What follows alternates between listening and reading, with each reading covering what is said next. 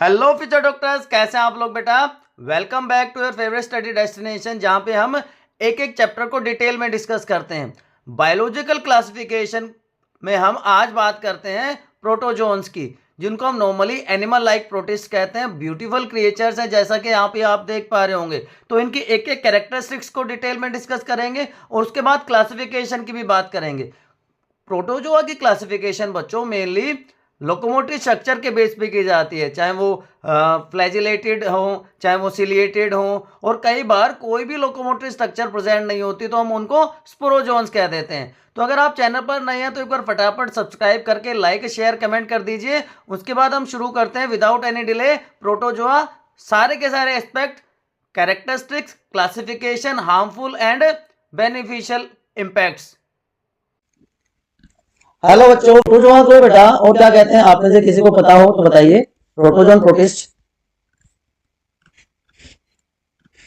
Yes, animal like protist भी इनको कहा जाता है।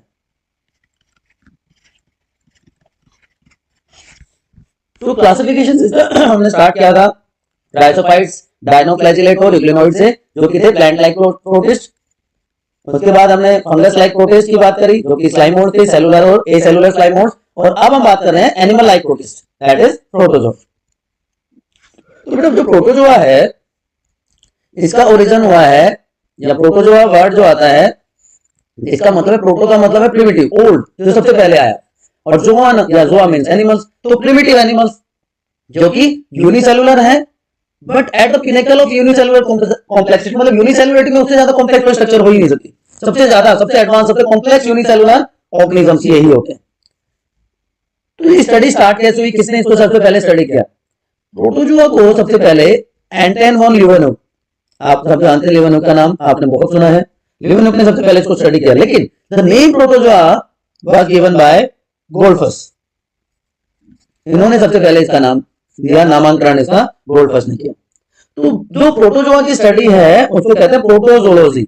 Study of protozoa is known as protozoology,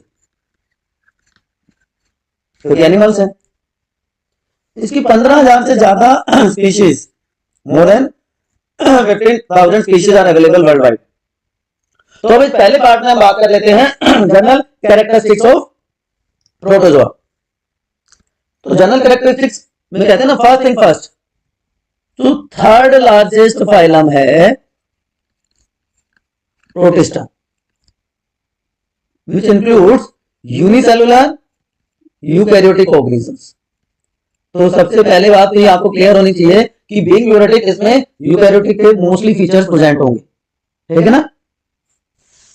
अब सिंगल सेल्ड है, यूनिसेलुलर है, तो एक सेल जो है बच्चों, वो बॉडी के वन सेल परफॉर्म, ये बहुत इंपॉर्टेंट लाइन बताने जा रहा हूं, one cell perform all biological activities, all biological functions of the body like a multicellular organism.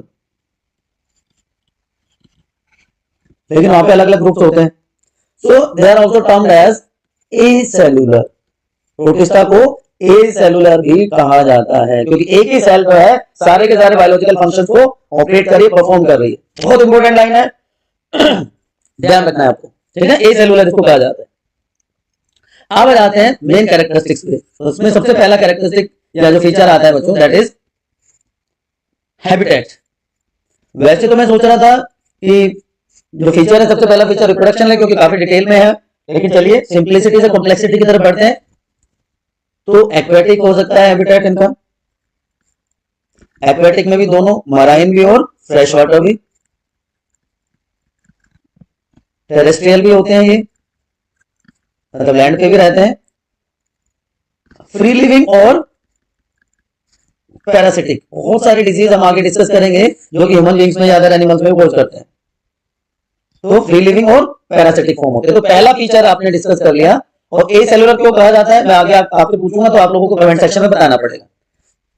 तो एक ही सेल जहां पे सारे के सारे काम हो रहे हैं, पैरामीशियम देख लीजिए, आप यूग्लिना देख लीजिए, तो पिनेकल ऑफ यूनिसेलुलर कॉम्प्लेक्सिटी। दूसरा कैरेक्टर आ जाता है शेप का, या जिसको हम बॉडी फॉर्म कहते हैं, शेप और body form. Small microscopic organisms हैं, कैसे हैं? स्मॉल माइक्रोस्कोपिक ऑर्गेनिजम्स जो कि ए सेलुलर, फिर से वही बात आ गई ना, विदाउट सेल, ए सेलुलर। अब ये एक डेलिकेट मेम्ब्रेन से कवर हो सकते हैं। देखिए बॉडी कवरिंग की बात करें ना, तो अलग अलग टाइप की बॉडी कवरिंग आपको देखने को मिलेगी। बॉडी कवरिंग की बात करें तो या तो डेलिकेट मेम्ब्रेन हो सकती है, जैसा कि आप पैरामीशियम में देख रहे होंगे, या पेलिकल प्रेजेंट होता है यूग्लिना में, ठीक है। या हम फोरामेनिवेरेंस और रेडियोलैरियंस की भी बात करेंगे तो सिलिका या कैल्शियरियस सिलिका का या कैल्शियम का शेल हो सकता है, ठीक है बच्चों। तो ये बॉडी कवरिंग की बात होती है। बॉडी फॉर्म में अलग अलग टाइप हो सकती है, ये आप जैसा नाम लो वैसा ये मिल जाएंगे, सिमेट्रिक। नॉर्मली तो इनको एसिमेट्रिकल कहा जाता है, but they can be radial और हैविंग बाइलेटरल सिमेट्री। रेडियल या बाइलेटरल सिमेट्री हो सकती है इनकी। लेकिन एसिमेट्रिकल क्यों कहा जाता है इनको? क्योंकि ये इरेगुलर शेप्ड होते हैं, कंटिन्यूसली या अपने बॉडी फॉर्म को चेंज कर सकते हैं, इसलिए इनको एसिमेट्रिकल कहा जाता है। उसके बाद नेक्स्ट फीचर पे आते हैं बॉडी ऑर्गेनाइजेशन। आप लोगों ने 9th क्लास में भी पढ़ा है तो आपको आइडिया होगा, cellular level, tissue level, organ system level organisation.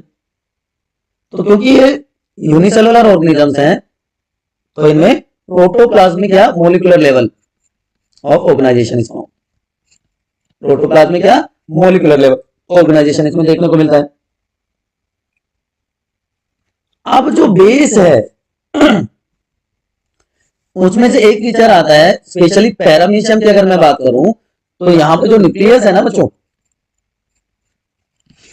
अरे क्या लिखा गया, न्यूक्लियस जो है इसके लिए एक वर्ड यूज किया जाता है, न्यूक्लियर डायमॉर्फिज्म।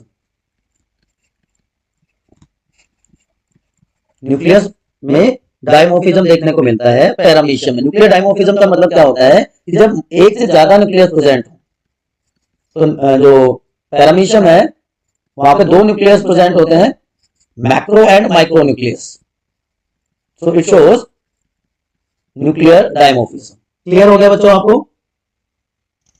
नॉर्मली एक ही होता है, लेकिन एक से ज्यादा अगर होते हैं तो उसको क्या कहते हैं? Nuclear dimorphism. और उसका बेस्ट एग्जांपल है पैरामीशियम। न्यूट्रिशन इन प्रोटोजोन्स, सारा ही मिलेगा इसमें।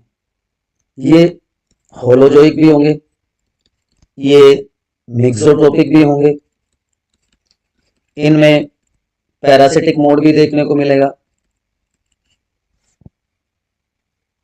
होलोजोइक में तो बेस्ट एग्जांपल है अमीबा, सूडोपोडिया की हेल्प से फूड लेते हैं। मिक्स अमीबा, यूग्लिना, कि जब सनलाइट अवेलेबल है तो अपना फूड खुद बना लेंगे, ऑटोट्रोपिक हो जाएंगे, लेकिन जब लाइट अवेलेबल नहीं होती तो हेटरोट्रोप्स की तरह करते हैं। तो दोनों मोड ऑफ न्यूट्रिशन मिलते हैं, तो ऐसे को क्या कहते हैं? मिक्सोट्रोपिक न्यूट्रिशन। और बहुत सारी डिजीजेस ह्यूमन बीइंग्स में, दूसरे एनिमल्स में कॉज करते हैं, तो ये पैरासिटिक होते हैं, जैसे प्लाज्मोडियम। प्लाज्मोडियम क्या कॉज करता है? प्लाज्मोडियम कॉज करता है मलेरिया इन ह्यूमन बीइंग्स। समझे मेरे बच्चों? ठीक है, ठीक है ना? चलो बहुत अच्छी बात है। हाँ सर समझ में आ गया हमारे को। चलिए बहुत अच्छी बात है, मेरे बच्चों को समझ में आ रहा है। तो उसके बाद रेस्पिरेशन। नहीं चलिए एक बार पहले न्यूट्रिशन में एक बात बता देता हूं कि इंट्रासेलुलर डाइजेशन होता है। इंट्रासेलुलर डाइजेशन क्योंकि एक ही सेल है, सेल के साइटोप्लाज्म में ही होना है सब कुछ, डाइजेशन एब्जॉर्प्शन। तो इंट्रासेलुलर डाइजेशन होता है फूड वैक्यूम में। ये दिख रहा है ना आपको, ये तो intracellular digestion occurs in food vacuum. ये भी याद रहेगा आपको। चलिए, रेस्पिरेशन और एक्सक्रीशन के लिए कोई स्पेशलाइज्ड ऑर्गन्स नहीं होते। रेस्पिरेशन और जो एक्सक्रीशन होता है वो जनरल बॉडी सरफेस के थ्रू हो जाता है सारे के सारे प्रोटोजोन्स में। लेकिन एक्सक्रीशन के लिए कॉन्ट्रैक्टाइल वैक्यूल्स होते हैं फ्रेश वाटर प्रोटोजोन्स में। एक्सक्रीशन के लिए कॉन्ट्रैक्टाइल वैक्यूल प्रेजेंट होता है। Contractile vacuole help in osmoregulation, लेकिन रेस्पिरेशन जनरल बॉडी सरफेस के थ्रू होगा। एक्वेटिक एनिमल्स हैं इसलिए इनको क्या कहते हैं, ammonotelic. Ammonia is the chief excretory waste. अब जो कैरेक्टर बताने वाला हूं आगे के दो, ये बेस है, ये डिटेल में है। तो पहला है लोकोमोशन। लोकोमोशन के बेस पे ही प्रोटोजोन को क्लासिफाई किया जाता है। तो चार तरह के लोकोमोटरी ऑर्गन्स बच्चों यहाँ पे देखने को मिलते हैं। सबसे पहले होते हैं सूडोपोडिया, तो amoeboid protozoans. Second one is known as flagella, flagellated protozoans. Third one is known as cilia, ciliated protozoans. And fourth one are known as sporozoans. ये वो प्रोटोजोन्स हैं जिनमें कोई लोकोमोटिव स्ट्रक्चर नहीं होती। No locomotive structure is present. So this is the basis of classification. इसको हम discuss करेंगे डिटेल में इस टॉपिक के बाद। कैरेक्टरिस्टिक्स के बाद हम क्लासिफिकेशन को डिस्कस करने वाले हैं। और लास्ट पैरामीटर जो आपको मैं बताने वाला हूं, रिप्रोडक्शन, इसको थोड़ा सा डिटेल में पढ़ेंगे हम, क्योंकि थोड़ा सा वैरायटी यहां देखने को मिलती है। ठीक है, तो रिप्रोडक्शन स्टार्ट करते हैं। दो टाइप का रिप्रोडक्शन इनमें अवेलेबल होता है या देखने को मिलता है, asexual and sexual reproduction. Asexual reproduction mainly occur through fission, और फिजन भी अलग अलग टाइप का होता है बेटा। यहाँ पे फिजन में आप कह सकते हो कि बाइनरी फिजन और मल्टीपल फिजन दोनों होते हैं, binary and multiple fission. Binary में भी किस एंगल के थ्रू ऑर्गेनिज्म की बॉडी को डिवाइड करता है, तो सिंपल बाइनरी फिजन अमीबा में होता है। ट्रांसवर्स बाइनरी फिजन पैरामीशियम में देखने को मिलता है। And longitudinal binary fission Euglena में होता है। तो simple, transverse and longitudinal binary fission, ये तीनों अलग अलग ऑर्गेनिजम्स में देखने को मिलते हैं।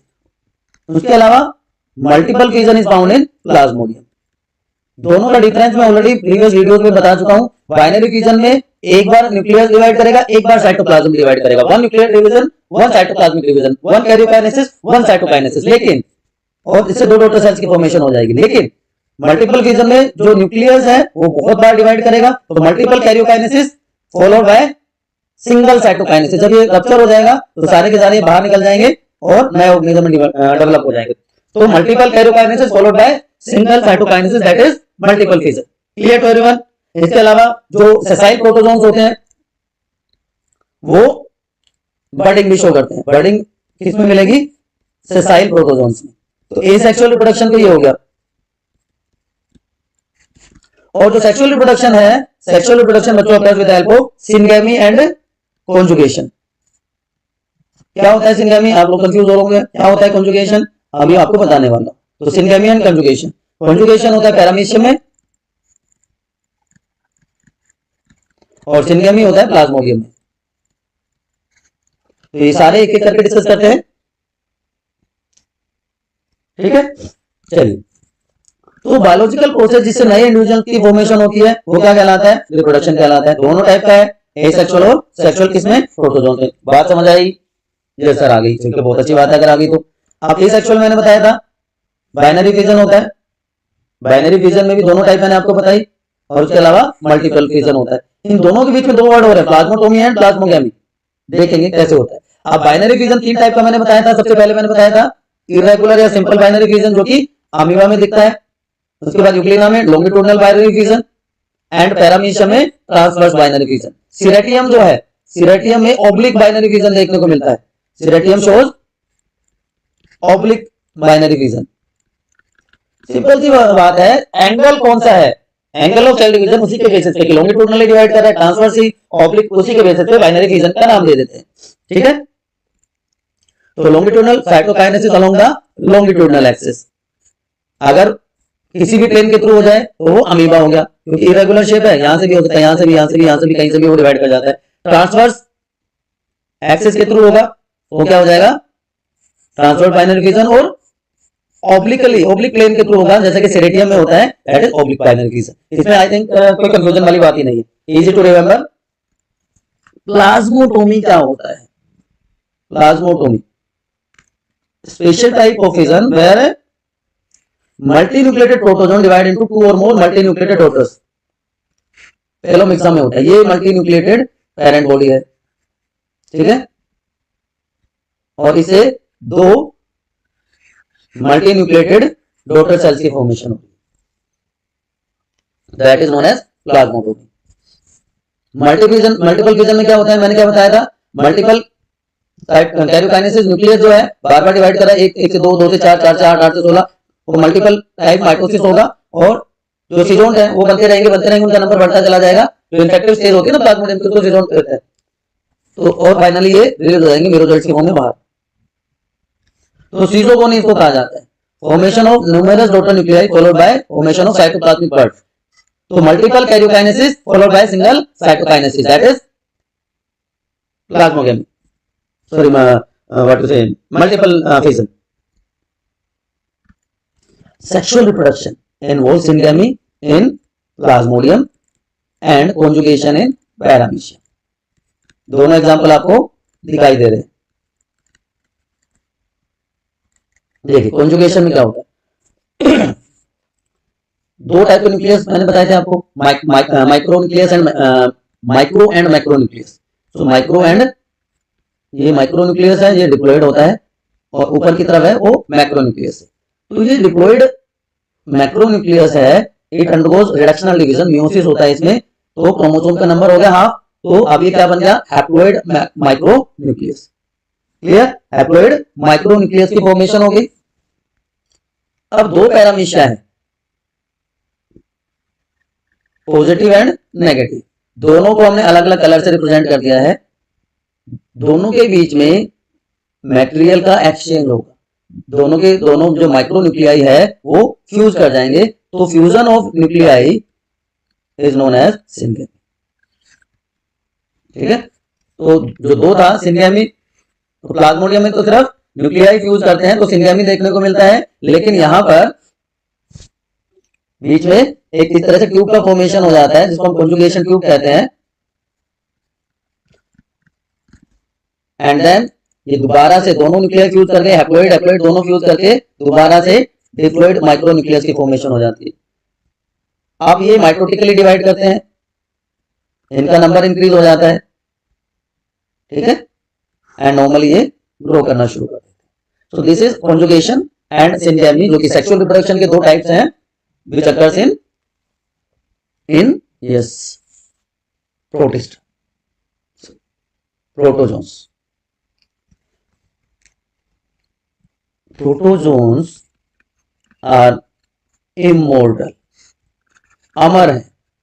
क्यों अमर है, अजर अमर, नो नेचुरल डेथ अकर्स। क्यों नहीं होती नेचुरल डेथ,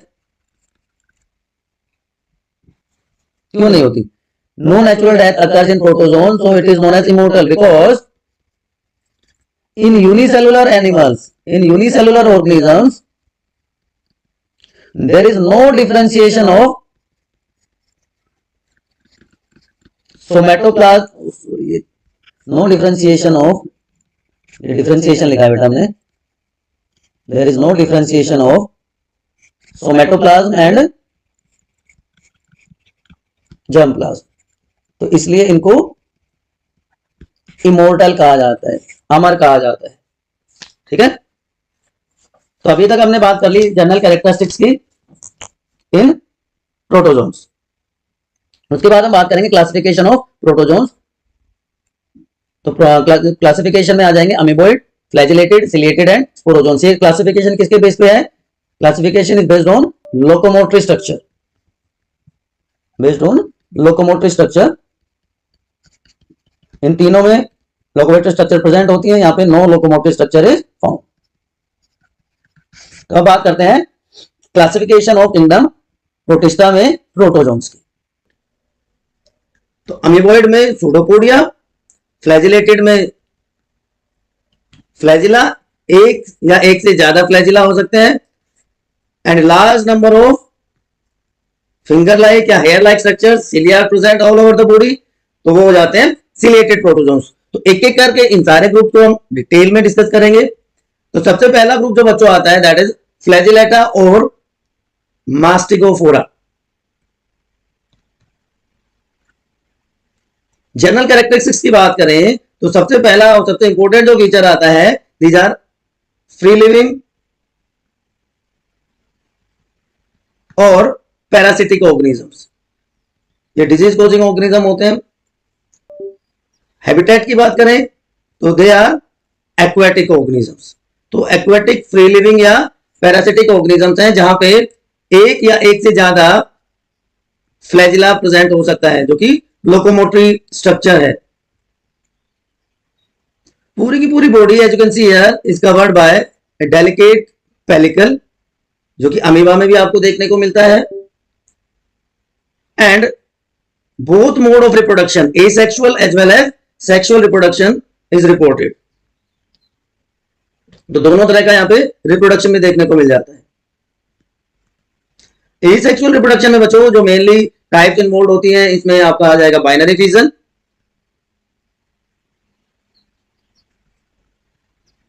और सेक्सुअल रिप्रोडक्शन बहुत ज्यादा डेवलप नहीं होता, इसलिए कुछ लोग इसको एब्सेंट भी मानते हैं। इसके इंपॉर्टेंट मेंबर्स की बात करें तो बहुत इंपॉर्टेंट एग्जांपल इसका आता है प्रोटो या proterospongia. Proterospongia is a connecting link between protozoa and protista, नहीं पोरीफेरा, सॉरी, इन दोनों के बीच में कनेक्टिंग लिंक का काम करता है। लेशमैनिया डोनोवेनी, आपने नाम सुने होंगे। Leishmania donovani is a dimorphic and digenic organism. Dimorphic and digenic, एक से ज्यादा फॉर्म में मिलता है, एक से ज्यादा होस्ट होते हैं, ऐसे ऑर्गेनिज्म को डाइमॉर्फिक, और एक से ज्यादा होस्ट होता है तो डाइजेनिक ऑर्गेनिज्म कहा जाता है। ये डिजीज कॉज करता है जिसको हम काला आजार कहते हैं। डिजीज सारी की सारी बेटा सेपरेटली एक अलग से टॉपिक में हम डिस्कस करेंगे, क्योंकि बहुत इंपॉर्टेंट होती है। ट्राइपेनसोमा गैम्बियंस अगला एग्जांपल है। इट कॉजेज स्लीपिंग सिकनेस या अफ्रीकन स्लीपिंग सिकनेस कॉज कर देता है। जियार्डिया, ट्राइकोनिम्फा, ये अलग अलग एग्जांपल्स हैं। उसके बाद जो दूसरा ग्रुप आता है दैट इज नोन एज सिलिएट्स या सिलिएटा। सिलिएटा को डिस्कस करने से पहले एक और इंपॉर्टेंट ग्रुप की हम बात करते हैं। वो ज्यादा इंपॉर्टेंट मुझे इसलिए लगता है कि उसमें दो फॉर्म्स हैं, इसलिए उसकी बात हम पहले कर लेते हैं, that is rhizopoda. Next group is rhizopoda या सार्कोडीना, इसको राइजोपोडा भी कहा जाता है। लोकोमोटिव स्ट्रक्चर आर सूडोपोडिया, इनको हम और क्या कहते हैं, फोल्स फीट। सूडोपोडिया और false feet are the locomotory organ. ये भी फ्री लिविंग और पैरासिटिक फॉर्म है, एक्वेटिक है, डिजीज कॉजिंग है, बॉडी विद और विदाउट शेल, आउटर कवरिंग हो सकती है या कवरिंग एब्सेंट भी हो सकती है। Asexual reproduction is prominent, binary fission के थ्रू होता है, लेकिन सेक्सुअल रिप्रोडक्शन देखने को नहीं मिलता है। ये कुछ जनरल फीचर्स की बात करी हमने, और इसका सबसे कॉमन एग्जांपल आप सबको पता है, अमीबा। अमीबा में बहुत सारे अलग अलग एग्जांपल होते हैं। अब जो ये सूडोपोडिया है ना बेटा, ये भी अलग अलग टाइप के हो सकते हैं, types of pseudopodia. Lobopodia, फ्लियोपोडिया,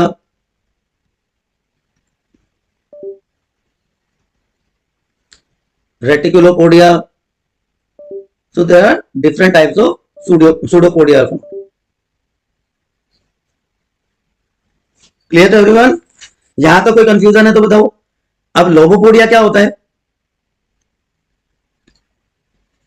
broad होगा, ब्लंट होगा। फ्लियोपोडिया सेकेंड वन, इंडिपेंडेंट होता है, सिलेंडर होता है, लेकिन थोड़ा सा इसके कंपैरिजन में। अच्छा, फोर्थ वन इज एक्सोपोडिया, वो मैं लिखना भूल गया था, एक्सोपोडिया भी होता है। Third one is एक्सोपोडिया।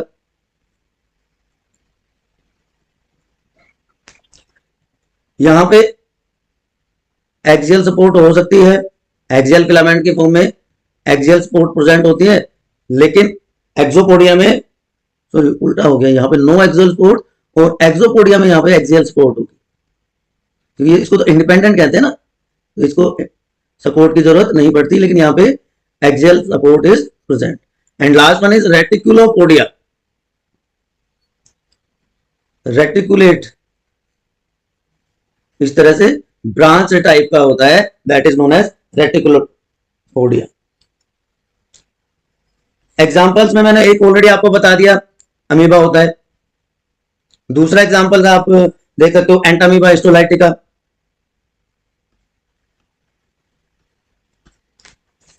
दो मेजर ग्रुप्स इसमें देखने को मिलते हैं। एक ग्रुप होता है बच्चों, इसको कहते हैं रेडियोलेरियंस, और दूसरा ग्रुप होता है फोरमेनिफेरेंस। बहुत इंपॉर्टेंट ग्रुप्स हैं, थोड़ा सा ध्यान देना। अब आप कहोगे सर क्या बाकी टॉपिक पे ध्यान नहीं देना था? बेटा ये जो टॉपिक मैं आपको बताने जा रहा हूं, ये आपको मोस्टली बुक्स में नहीं देखने को मिलेगा। Radiolarians marine free floating, radiolarians marine है, फ्री फ्लोटिंग है। Foraminiferans are bottom dwellers, aquatic systems में नीचे मिलते हैं, तो ये बॉटम ड्वेलर्स हो गए। ये दोनों हो सकते हैं, ये मराइन भी हो सकते हैं और ये फ्रेश वाटर भी हो सकते हैं, जबकि रेडियोलेरियंस मराइन ऑर्गेनिजम्स होते हैं। यहां पे जो स्केलेटन है, फ्रेमवर्क है, वो बना होता है सिलिका का, जबकि फोरमेनिफेरेंस में skeleton is found of calcium.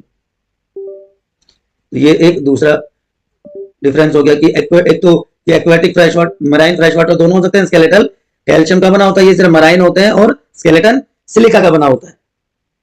ठीक है, जो न्यूक्लियाई है, वैक्यूल है, जो रिप्रोडक्टिव पार्ट है या रिजर्व फूड है, वो सारा का सारा जो कैप्सूल के अंदर का पार्ट है, जिसको इंट्रा कैप्सुलर, देखो दो पार्ट में डिवाइड होता है, ये इंट्रा कैप्सुलर पार्ट कहलाता है, और बाहर की तरफ ऐसे एरो लाइक स्ट्रक्चर्स होती है। तो ये जो इंटरनल पार्ट है, इंट्रा कैप्सुलर पार्ट, इसी इंट्रा कैप्सुलर पार्ट में न्यूक्लियाई भी प्रेजेंट है, यहीं पे छोटा सा वैक्यूल भी प्रेजेंट होगा, यहीं पे रिजर्व फूड भी होता है। ये सारे के सारे स्ट्रक्चर्स इंट्रा, बताओ, इंट्रा कैप्सुलर पार्ट में, इंट्रा कैप्सुलर पार्ट जो सेंट्रल पार्ट है वहां पे प्रेजेंट होंगे। बाइनरी फिजन और स्वार्म सेल्स के थ्रू इसमें रिप्रोडक्शन रिपोर्ट किया गया है। Binary fission and flagellated swarm cells, हमने साइमोल्स में देखा था स्वार्म सेल्स के स्ट्रक्चर को। Example Collozoum. अब दूसरे ग्रुप में आ जाते हैं। दूसरे ग्रुप में कहां क्या क्या आ जाता है? दूसरे ग्रुप में आता है रेटिकुलोपोडिया मेनली प्रेजेंट होते हैं। चलो यहां पे भी बता देते हैं, यहां पे एक्सोपोडिया होंगे, यहां पे एक्सोपोडिया देखने को मिलते हैं, यहां पे रेटिकुलोपोडिया देखने को मिलते हैं। Reproduction binary fission, multiple fission और सिनगैमी के थ्रू हो सकता है। तो दोनों टाइप के फिजन, बाइनरी और मल्टीपल फिजन एंड सिनगैमी, मतलब जो फ्लैजिलेटेड गैमेट्स होते हैं वो प्रोड्यूस होते हैं, उनके थ्रू रिप्रोडक्शन होता है। इसके एग्जांपल्स की बात करें तो इसमें आ जाएगा ग्लोबिजेरिना, अब यहाँ पे एक इंपॉर्टेंट चीज जो इसमें होती है ना, जो इनको स्पेशल बनाती है, वो क्या होती है कि जो कैल्केरियस या कैल्सेरियस जो आप कहते हैं शेल होता है, ये कैल्शियम का तो बना होता है फोर्मेनिफेरंस में,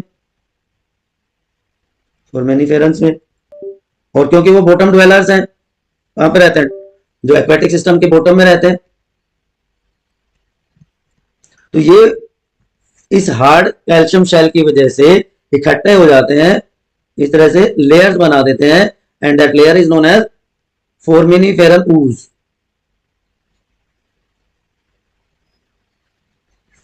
ठीक है, फोर्मेनिफेरल ooze कहते हैं। और टाइम के साथ साथ ये लाइमस्टोन रॉक्स में चेंज हो जाती है, या हम कह सकते हैं लाइमस्टोन रॉक की फॉर्मेशन फोर्मेनिफेरन से होती है। और लाइमस्टोन को हम बिल्डिंग मटेरियल की तरह यूज करते हैं, है ना।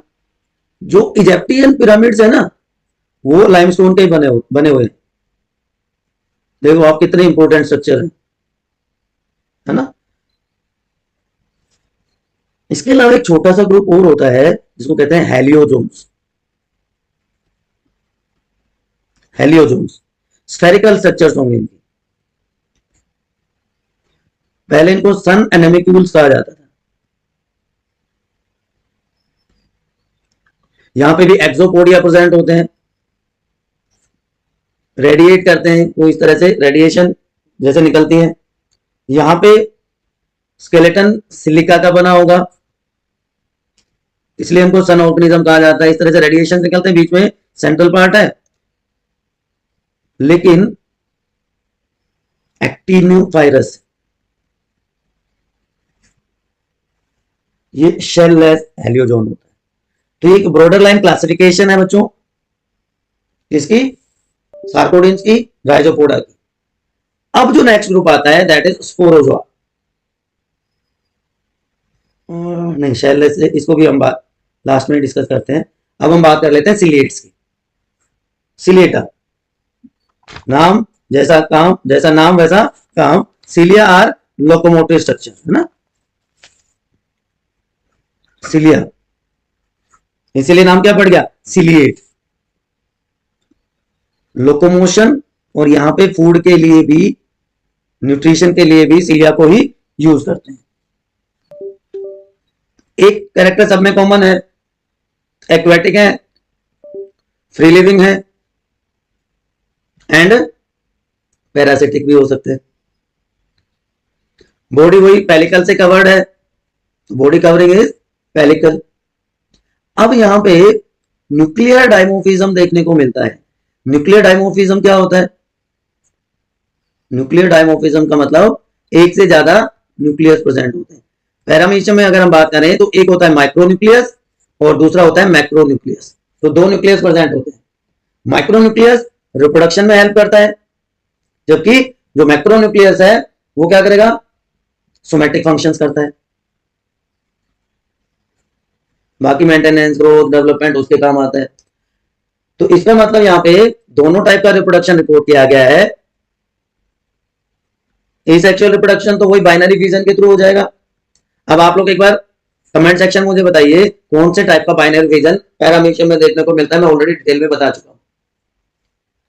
और जो सेक्सुअल रिप्रोडक्शन है वो कॉन्जुगेशन के थ्रू होता है, ये भी मैं आपके साथ डिस्कस कर चुका हूं, आपको बता चुका हूं। दो बहुत कॉमन सा एग्जांपल है, पैरामीशियम जिसको स्लीपर एनेमिक्यूल कहा जाता है,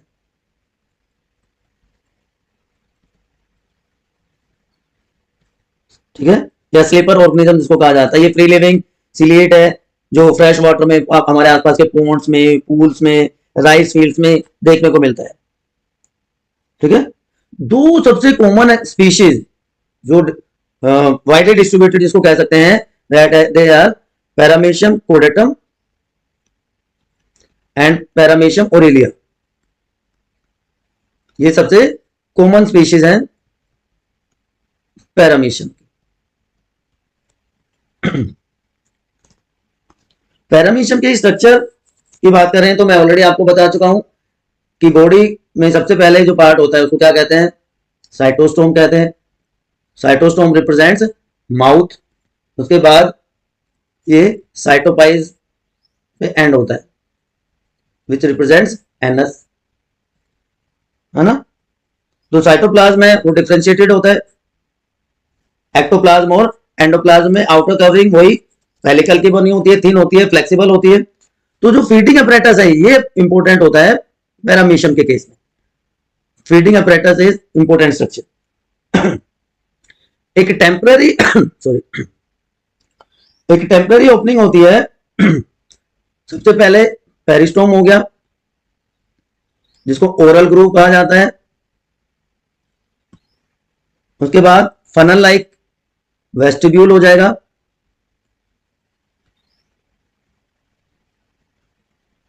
ठीक है, and S shaped buccal cavity.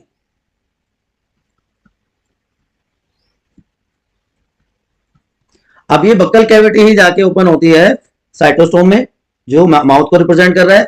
ये आगे जाके छोटे से साइटोफेरेंक्स में ओपन हो जाएगा जो कि एंडोप्लाज्म में जाके खत्म हो जाता है। और जो एक टेम्पररी ओपनिंग है साइटोपाइज वो एनस को रिप्रेजेंट करेगी। तो जो अनडाइजेस्टेड फूड है वो तो यहां से निकल जाएगा। तो ये जो है स्ट्रक्चर ये क्या कहलाती है, फीडिंग अपरेटस, जो कि इंपॉर्टेंट है। इसके अलावा कॉन्ट्रैक्टाइल वैक्यूल्स और फूड वैक्यूल्स प्रेजेंट होंगे। यूकैरियोटिक ऑर्गेनिज्म से तो सारे मेम्ब्रेन बाउंड स्ट्रक्चर्स प्रेजेंट होते हैं। अब किलर पैरामीशियम का कंसेप्ट आपको पता होना चाहिए। What are killer paramecium? देखिए दो टाइप के पैरामीशियम बच्चों देखने को मिलते हैं। एक को कहते हैं हम किलर पैरामीशियम, दूसरा होता है सेंसिटिव पैरामीशियम। ठीक है, दोनों में डिफरेंस क्या है? स्पेशल टाइप के स्ट्रक्चर्स कापा पार्टिकल्स अगर प्रेजेंट हैं,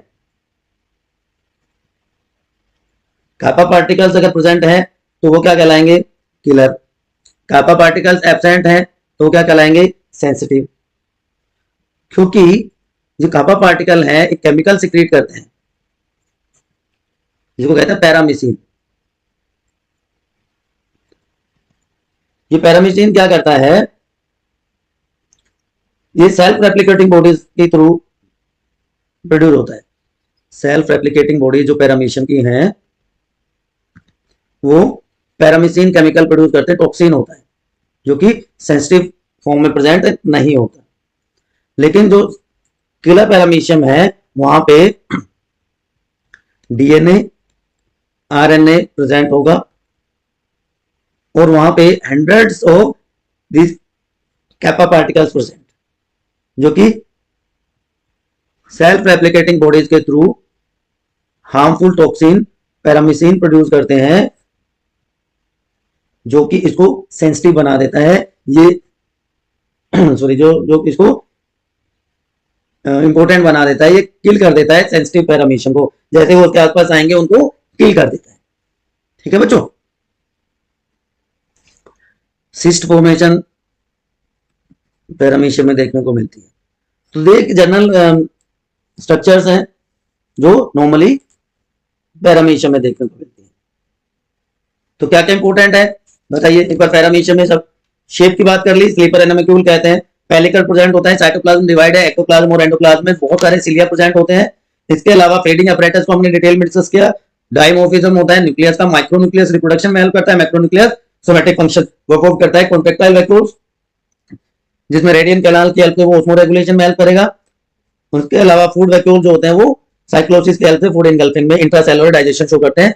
बीइंग यूकैरियोटिक इसमें सारे मेम्ब्रेन बाउंड स्ट्रक्चर्स प्रेजेंट होते हैं।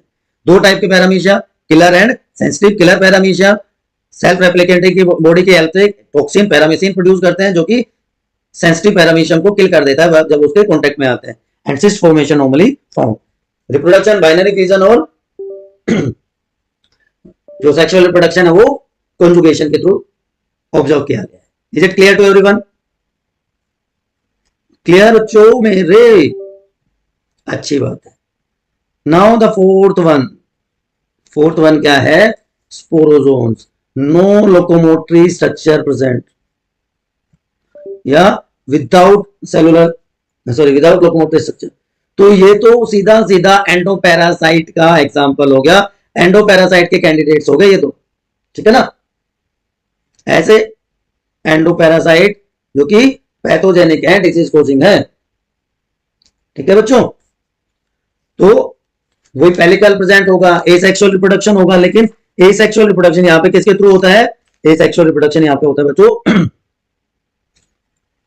Multiple fission. Pellicle present asexual reproduction, और वो एसेक्सुअल रिप्रोडक्शन होता है किसके थ्रू, मल्टीपल फिजन के थ्रू, ठीक है। मल्टीपल फिजन के थ्रू एसेक्सुअल रिप्रोडक्शन रिपोर्ट किया गया। एब्जॉर्प्टिव न्यूट्रिशन, क्योंकि पैरासाइट है, कॉन्ट्रेक्टाइल वैक्यूल्स यहां पे नहीं होते हैं। अभी तक हमें इस ग्रुप में कॉन्ट्रेक्टाइल वैक्यूल देखने को मिले थे, लेकिन स्पोरोजोन्स में कॉन्ट्रेक्टाइल वैक्यूल्स भी एब्सेंट होते हैं। Sexual reproduction syngamy followed by spore formation, इसीलिए तो उनको क्या कहते हैं, स्पोरोजोन्स। सिनगैमी के बाद स्पोर फॉर्मेशन हो जाता है, इसीलिए इसको स्पोरोजोआ, स्पोरोजोन कहा जाता है। अब लाइफ साइकिल में दोनों फेजेस बिल्कुल अलग अलग होते हैं। लाइफ साइकिल में एसेक्सुअल और सेक्सुअल फेजेस बिल्कुल अलग अलग होते हैं। अब दोनों फेजेस अगर एक ही ऑर्गेनिज्म में कंप्लीट होते हैं तो वो क्या कहलाएगा, मोनोजेनेटिक। तो ऐसे ऑर्गेनिज्म को क्या कह देते हैं, मोनोजेनेटिक। लेकिन दोनों फेज अलग अलग ऑर्गेनिज्म में कंप्लीट होते हैं, डिफरेंट ऑर्गेनिज्म में ये फेजेस कंप्लीट होते हैं कि मान लो एसेक्सुअल फेज एक में, सेक्सुअल फेज दूसरे में, तो ऐसे ऑर्गेनिज्म को कहते हैं डाइजेनिक ऑर्गेनिज्म। और डाइजेनिक ऑर्गेनिज्म का बेस्ट एग्जांपल है प्लाज्मोडियम, कि प्लाज्मोडियम के दो होस्ट होते हैं, ह्यूमन बींग्स में भी अपनी लाइफ साइकिल कंप्लीट करता है और फीमेल एनाफ्लीज में भी अपनी लाइफ साइकिल कंप्लीट करता है। तो ये हो गया ना डाइजेनिक ऑर्गेनिज्म, है ना। तो ये बेटा ब्रॉडर लाइन क्लासिफिकेशन थी। डिजीजेस को हम डिटेल में डिस्कस करेंगे। अब इकोनॉमिक इंपोर्टेंस क्या होती है, जिस तरह से वो हार्मफुल है या बेनिफिशियल है हमारे लिए, उसकी बात कर लेते हैं।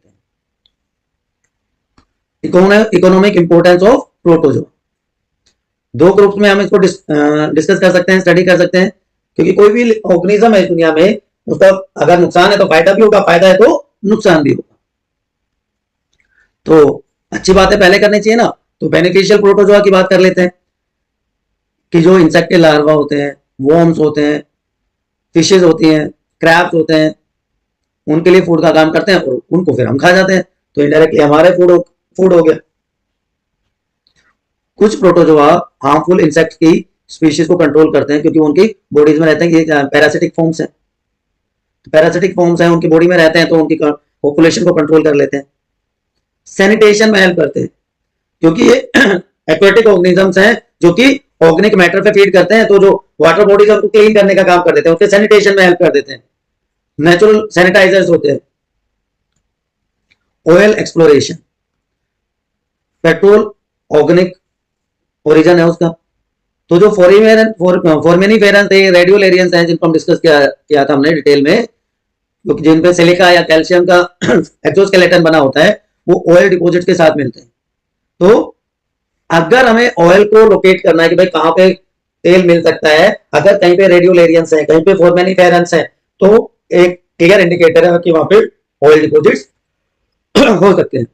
एंड लास्टली साइंटिफिक स्टडी में इनको यूज किया जाता है, बायोलॉजिकल रिसर्च, मेडिकल रिसर्च में इनको यूज किया जाता है। लेकिन हार्मफुल भी तो होते हैं ये,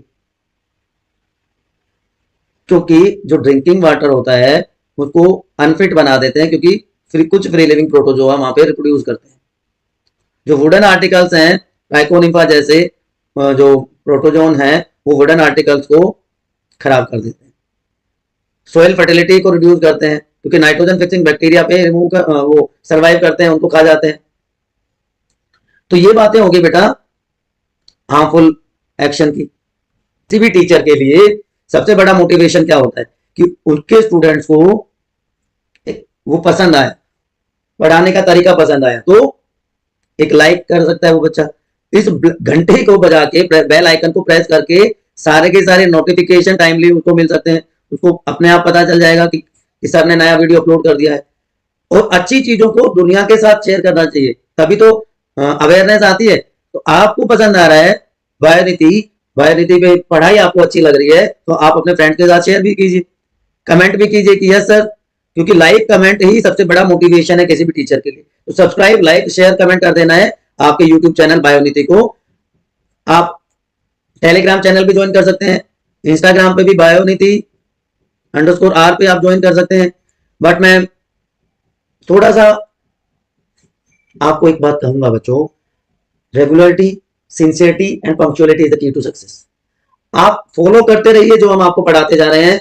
आई प्रोमिस यू, आप बोर्ड में अगर आप 10th क्लास में है, 9th क्लास में है, तो आपके NTSC, STSC, state level olympiad में बहुत अच्छा परफॉर्म करेंगे। आप 11th 12th के स्टूडेंट हैं तो आप अपने कॉम्पिटिटिव एग्जाम नीट में बहुत अच्छा करेंगे, आप अपने बोर्ड्स में एक्सेल करेंगे। बस आप जुड़े रहें हमारे साथ, कीप स्टडिंग,